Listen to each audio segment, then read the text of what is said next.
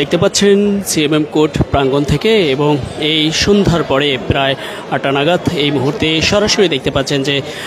সাবেক প্রধান বিচারপতি খায়রুল হককে কিছুক্ষণের মধ্যেই কিন্তু কোর্টে তোলা হবে। সেই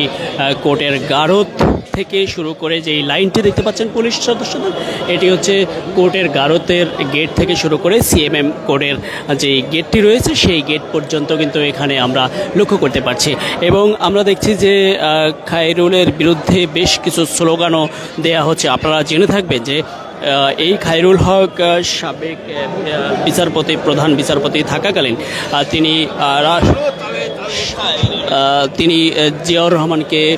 স্বাধীনতার ঘোষক সেটিকে অস্বীকার করে রায় করেছেন এবং জিয়াউর রহমান স্বাধীনতার ঘোষক নয় বলে কিন্তু রায় করেছেন সহ কিন্তু বিভিন্ন বিচারের অবৈধ রায় দিয়েছেন। তার বিরুদ্ধে বেশ কয়েকটি ইতোমধ্যে মামলা হয়েছে। আজ সকালে ডিবি পুলিশের সহায়তায় রাজধানীর ধানমন্ডি এলাকা থেকে তার বাসা থেকে গ্রেপ্তার করা হয় এবং পরবর্তীতে সকাল 8:30টায় গ্রেপ্তার হলে ডিবি কার্যালয়ে কিন্তু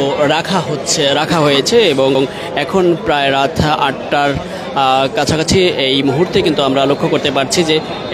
এখন কিন্তু আনা হচ্ছে তাকে, বা কিছুক্ষণের মধ্যেই কিন্তু এই কোর্টে তোলা হবে এবং সেটিকে ঘিরে এই মুহূর্তে আমরা লক্ষ্য করতে পারছি যে আইন শৃঙ্খলা বাহিনীর যথেষ্ট জোরদার করা হয়েছে নিরাপত্তার স্বার্থে। এবং আমরা কিছু শুরুতে আমরা দেখছি যে চলে আসছে হয়তো